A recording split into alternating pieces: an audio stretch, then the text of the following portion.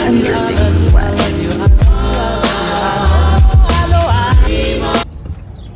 Alright, y'all. I got my coffee. I took the metro back and now I'm walking home. It was a pretty uneventful journey. I'll talk about it more when I get back and I'm sitting down and not dripping sweat because it's 100 degrees outside. So, okay, see you soon. Let's chat, y'all. This angle is good, I know, but let's have a little chit chat. Let's talk about today, about life in Spain, about au pairing, I don't know how to pronounce it, sorry. Let's talk about all the things. So, first of all, let me just explain what happened, because I did not film very much my whole experience in the city center. One, I'm still pretty uncomfortable with filming. I feel like I would say most places in the US, people know that whatever, teens will be teens, they film everywhere. So if people give you weird looks, like whatever. But here it's like, it's very weird to be filming yourself and walking around. And I'm already uncomfortable being by myself walking around a foreign place. So whatever, that aside, let me just explain what happened. So I took the metro, right? I get there, it was fine. I don't have cellular roaming, meaning if I don't have Wi-Fi, my phone doesn't work unless I turn on my roaming. If I turn on my roaming, I get charged for it, so I try not to. So I screenshotted the directions of the place I was trying to go to after I got off the metro, but the issue was I went the completely wrong direction. So it was supposed to be a 9-minute walk from the metro to the shop I was trying to go to. I ended up walking for about 20 minutes before I was like, okay, I need to turn on my roaming. So I turned on my roaming. It was another 20-minute walk to the place. So I just started getting really frustrated with myself, just being like, why did I, like, whatever. And I just want to talk about that for a second, because if anyone watching this is either going to be au pairing or is going to study abroad at some point, or is just going anywhere in their life by themselves to somewhere new, I just want to point out the fact that I came into this like having the highest expectations for myself. I was thinking like day 2 I would be taking the metro downtown, getting coffee, getting food, whatever, and that's not realistic. It's very unrealistic to feel comfortable the first month of being in a new place, especially by yourself.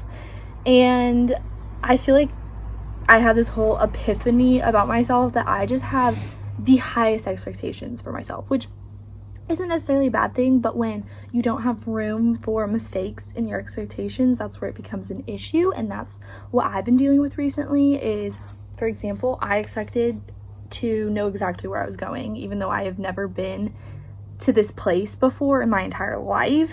And yeah, I was expecting to know where I'm going without a hitch, without any issues. And so when I did have issues, automatically I'm like, oh, that was my fault, like I blah blah blah, just this whole like thing, and I'm just so hard on myself, and that's just not how it's supposed to be. So my little tidbit of advice for this whole thing is, if you're going somewhere by yourself, like, it's about growing, it's about making mistakes, it's about learning, it's about being uncomfortable, and all 4 of those things I've already done, and I've been here for almost a month. And it's literally like, this is old news, but it really is life-changing. I mean, I say that, you knew that. If you go anywhere by yourself, it's gonna change you in some way because you're gonna grow. So, wanted to put that out there. The other thing I wanted to put out there is, oh, okay. So I have a minor in Spanish. I finished my minor this past semester, so I've taken Spanish since kindergarten. This is also old news. I know people know this, but I just wanted to reiterate it. The point is, I know Spanish, but let me just tell you how uncomfortable it makes me when I speak to people in Spanish in Spain.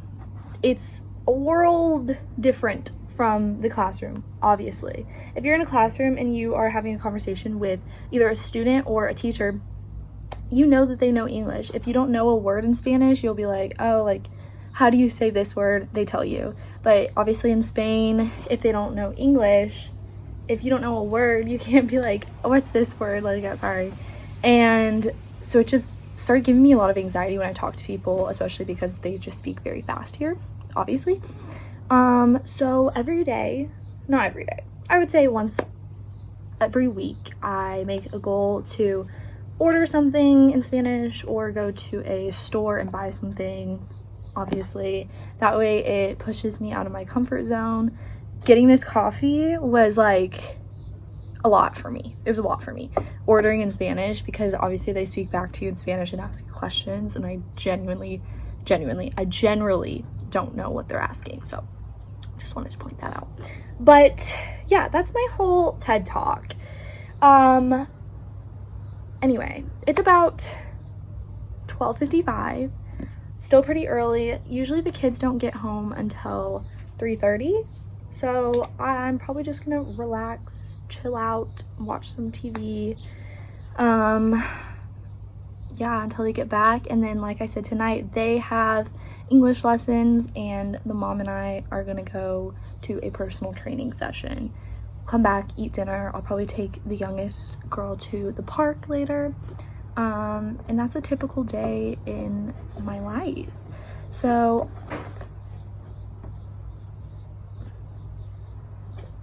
okay, Miss Girl.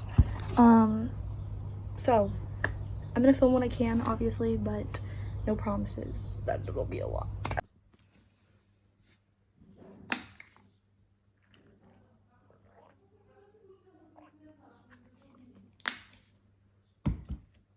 You guys, so that concludes this video. I hope you guys enjoyed. If you did, make sure to hit the subscribe button, because I will be posting a lot more videos like this. If you want, I can also make a video answering all of your guys' questions you might have about au pairing, and if you like that video, just leave your question down below and I can answer them. Yeah, I think that's all I have for you guys, so I will see you guys in the next video. Bye.